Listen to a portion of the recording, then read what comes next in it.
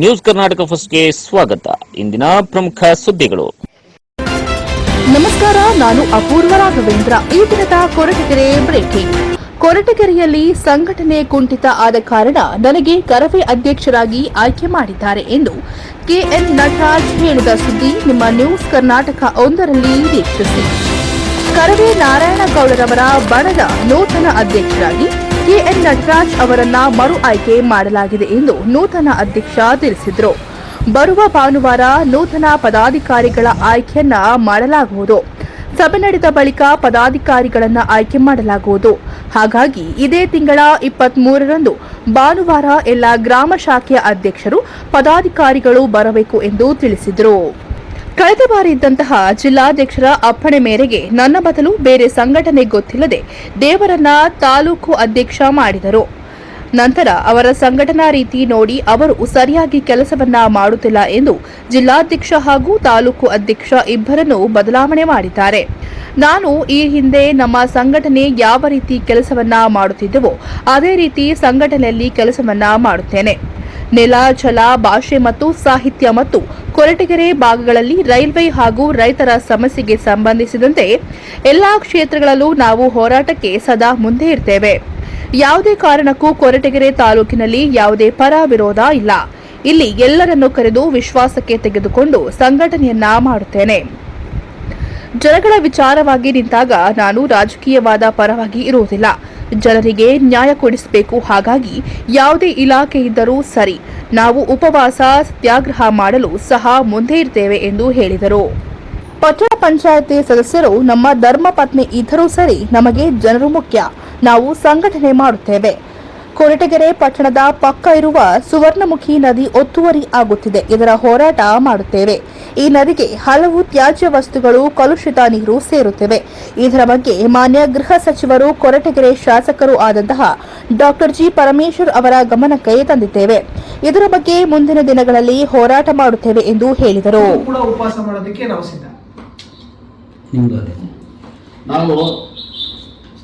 ಪಟ್ಟಣ ಪಂಚಾಯತಿ ಸದಸ್ಯರಾಗೋಕ್ಕಿಂತ ಮುಂಚೆ ಏನು ಹೋರಾಟಗಳು ಮಾಡ್ಕೊಂಡು ಬಂದಿದ್ವಿ, ಅಲ್ಲಿ ಏನು ಜನಗಳಿಗೆ ತೊಂದರೆ ಆಗಿತ್ತು, ದೇವಿಚ್ಛೆ ನಮಗೆ ಒಂದು ಶಕ್ತಿ ತುಂಬಿತು. ನಮ್ಗೆ ಒಂದು ಸದಸ್ಯತ್ವ ಏನ್ ಸಿಕ್ತು, ನಮಗೆ ಅದು ಶಕ್ತಿ ತುಂಬಿತು. ಆ ಶಕ್ತಿನ ಆಯ್ತಲ್ಲ, ಅಲ್ಲಿ ಕಾನೂನಾತ್ಮಕವಾಗಿ ಅವ್ರನ್ನ ಸಹಾಯ ಮಾಡೋ ರೀತಿಯಲ್ಲಿ ಅಲ್ಲೂ ಕೆಲಸ ಮಾಡ್ತಿದ್ದೀವಿ.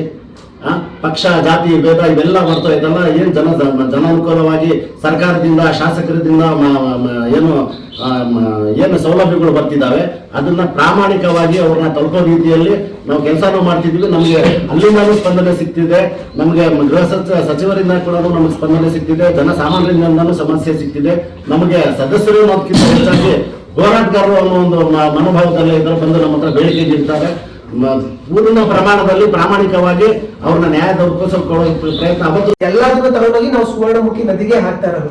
ಇದನ್ನಾಗಲೇ ನಾನು ಕಳೆದ ಬಾರಿ ನಮ್ಮ ಗೃಹ ಸಚಿವರ ಎದುರುಗಡೆ ಅವರೊಂದು ಅನುದಾನ ಕೊಟ್ಟಾಗ, 6 ಕೋಟಿ ಅನುದಾನ ಕೊಟ್ಟಾಗ ನಾನು ರಿಕ್ವೆಸ್ಟ್ ಮಾಡಿದೆ, ದಯಮಾಡಿ ಸುವರ್ಣಮುಖಿ ನದಿ ಇದಕ್ಕೆ ಒಂದು ಏನ್ ಚರಂಡಿ ನೀರು ಬರ್ತದೆ ಅದನ್ನೆಲ್ಲ ತಗೊಂಡೋಗಿ ಒಂದು ಶುದ್ಧೀಕರಣ ಘಟಕ ಮಾಡಿ ಶುದ್ಧಿ ಆದ್ಮೇಲೆ ಹಳ್ಳಕ್ಕೆ ಬಿಡುವಂತ ಕೆಲಸನ ದಯವಿಟ್ಟು ಮಾಡಿಸ್ಬೇಕು ಅಂತ ನಾನು ಅವತ್ತಿನ ದಿನ ಮನವಿ ಮಾಡಿದ್ದೆ.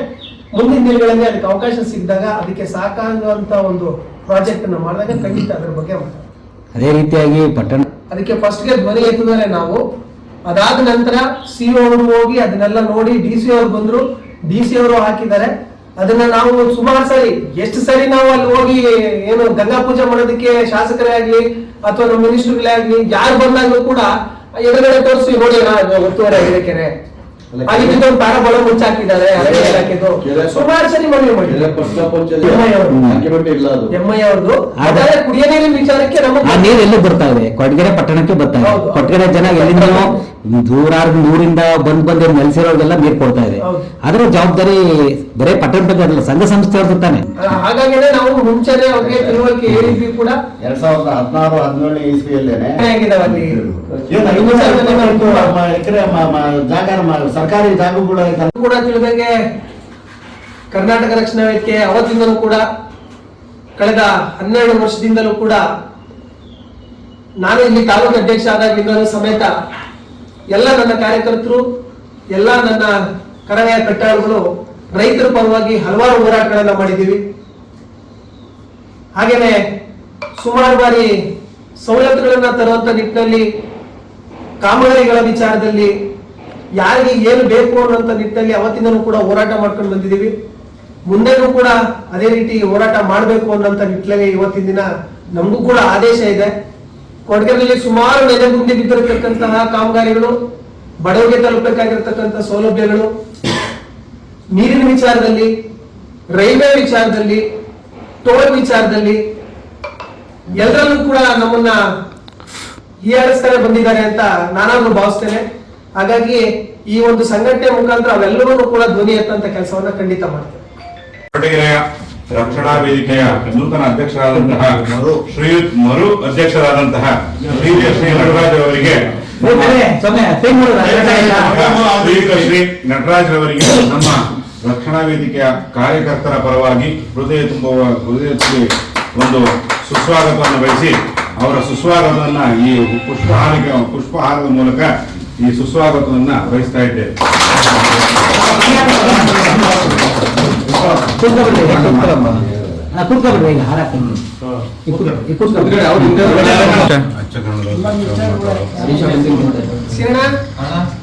ಲಕ್ಷ್ಮೀಕಾಂತ್ ಬಂದಿರೋಣ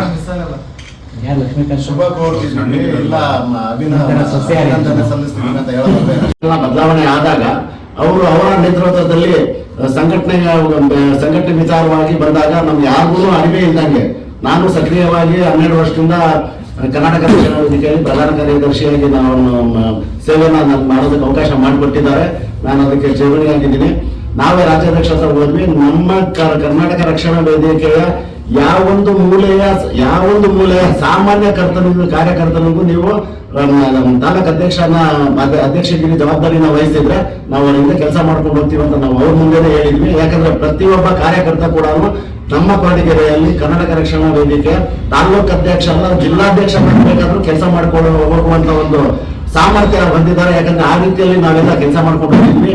ನಮ್ಮನ್ನ ಬೆಳೆಸಿದ್ದೇನೆ ಕರ್ನಾಟಕ ರಕ್ಷಣಾ ವೇದಿಕೆ. ನಾವು ಯಾರು ಅನ್ನೋದೇ ನಮ್ಗೆ ಗುರುತಿರ್ಲಿಲ್ಲ. ನಮ್ಮ ಟಿ ನಾರಾಯಣಗೌಡ ಅವರ ಹೋರಾಟಗಳಲ್ಲಿ ನಾವು ಭಾಗಿಯಾಗಿ ನಾವು ಕನ್ನಡದ ಬಾವುಟನ ಹಿಡಿದಾಗೈತಲ್ಲ ಜನ ನಮ್ಮನ್ನು ಗುರುತಿಸಿದ್ರು. ಆ ರೀತಿಯಾಗಿತ್ತಲ್ಲ, ನಮ್ಮನ್ನು ಗುರುತಿಸಿದಾಗೈತಲ್ಲ, ನಾವು ಯಾವುದೇ ಒಂದು ಕಾರ್ಯಕ್ರಮ ಮಾಡಲಿ, ಯಾವುದೇ ಒಂದು ಕೆಲಸ ಮಾಡಲಿ, ಅದನ್ನ ನಾವು ರಕ್ಷಣಾ ವೇದಿಕೆ ಅಂತ ಮುಂದಿಟ್ಕೊಂಡೇನೆ ಆಯ್ತಲ್ಲ, ಅದನ್ನ ಅದ್ರ ಜೊತೆಯಲ್ಲಿ ನಾವು ಕೂಡ ಬೆಳೆದು ರಕ್ಷಣಾ ವೇದಿಕೆಯನ್ನು ಬೆಳೆಸಿ ಪ್ರತಿಯೊಂದು ಹೋರಾಟದಲ್ಲಿ ರಾಜ್ಯ ಮಟ್ಟದ ಹೋರಾಟಗಳಾಗ್ಲಿ, ಜಿಲ್ಲಾ ಮಟ್ಟದ ಹೋರಾಟಗಳಾಗ್ಲಿ, ಸಾಮಾಜಿಕ ಹೋರಾಟಗಳಾಗ್ಲಿ, ಕೊರಟಗೆರೆ ಕ್ಷೇತ್ರದ ಕೊರಟಗೆರೆ ತಾಲೂಕಿನ ಯಾವುದೇ ಒಂದು ರೀತಿಯಾದಂತಹ ಒಂದು ಜನಸಾಮಾನ್ಯರಿಗೆ ತೊಂದರೆ ಆಗುವಂತ ನಿಟ್ಟಿನಲ್ಲಿ ಯಾವ್ದಾದ್ರು ಒಂದು ಸಮಸ್ಯೆ ಬಂದ್ರೆ ಆ ಸಮಸ್ಯೆಗಳಿಗೂ ಕೂಡ ಸುಮಾರು ವಿಚಾರದಲ್ಲಿ ಅದು ಹೇಳ್ಕೊಂಡ್ರೆ ಆಯ್ತಲ್ಲ, ನಾವು ಇದು ಮಾಡಿ ನಿಮ್ಗೆ ಪತ್ರಕರ್ತರಿಗೆ ಗೊತ್ತು. ಸೊ ಅದು ಸೌತೆಕಾಯಿ ಫ್ಯಾಕ್ಟರಿ ಇದ್ದಂತ ಜಿಲ್ಲಾಧ್ಯಕ್ಷರ ನಡವಳಿ ಸಂಘಟನಾತ್ಮಕವಾಗಿ ಇರ್ಲಿಲ್ಲ ಅಂತ ಹೇಳಿ ನಾವು ಕೂಡ ಕೊರಟಗೆರೆಯಲ್ಲಿ ಪ್ರತಿಭಟನೆಯನ್ನ ಮಾಡಿದ್ವಿ. ಅದು ತಮ್ಮೆಲ್ಲರಿಗೂ ಕೂಡ ಗೊತ್ತಿದೆ. ತಾವೆಲ್ಲರೂ ಕೂಡ ವರದಿಯನ್ನು ಕೂಡ ಮಾಡಿದ್ವಿ. ಸಂಘಟನೆ ಅಂತಂದಾಗ ಅದಕ್ಕೆ ಆದಂತ ನೀತಿ ನಿಯಮಗಳಿರುತ್ತೆ. ಅದನ್ನೆಲ್ಲವನ್ನ ಹೊರತುಪಡಿಸಿ ವೈಯಕ್ತಿಕವಾಗಿ ತಗೊಂಡು ಅದನ್ನ ನನ್ನನ್ನ ಬದಲಾವಣೆ ಮಾಡಿದ್ದಂಥದ್ದು. ಹಾಗಾಗಿ ಅವತ್ತಿನ ಕೂಡ ನಾವು ಕೂಡ ಪ್ರತಿಭಟನೆಯನ್ನ ಜಿಲ್ಲಾಧ್ಯಕ್ಷರ ವಿರುದ್ಧ ಧ್ವನಿ ಎತ್ತುವಂತ ಕೆಲಸವನ್ನ ಮಾಡಿದ್ವಿ. ಹಾಗಾಗಿ ಈಗ ತುಮಕೂರು ಜಿಲ್ಲೆಯಲ್ಲಿ ಜಿಲ್ಲಾಧ್ಯಕ್ಷರನ್ನೇ ಬದಲಾವಣೆ ಮಾಡಿದ್ದಾರೆ. ವ್ಯಕ್ತಿತ್ವವನ್ನ ಗುರುತಿಸಿ ನಮ್ಮ ಹೋರಾಟದ ಗುರುಗಳಾದಂತ ರಾಜ್ಯಾಧ್ಯಕ್ಷರಾಗಿರ್ತಕ್ಕಂಥ ನಾರಾಯಣಗೌಡರು ಈಗ ಬೇರೆಯವ್ರಿಗೆ PR ರಂಗಸ್ವಾಮಿ ಅನ್ನುವಂತ ಜಿಲ್ಲಾಧ್ಯಕ್ಷರನ್ನ ಹೊಸದಾಗಿ ನೇಮಕ ಮಾಡಿದ್ದಾರೆ. ಹಾಗಾಗಿ ಸಂಘಟನೆ ನಿಯಮಾವಳಿಗಳನ್ನು ಬಿಟ್ಟು ಮುಂದಕ್ಕೆ ಬೇರೆ ಏನು ಆಗೋದಿಲ್ಲ ಅಂತ ಭಾವಿಸ್ತೇವೆ. ನ್ಯೂಸ್ ಕರ್ನಾಟಕ 1 ವರದಿ ಮುತ್ತುರಾಜ್, ಕೊರಟಗೆರೆ.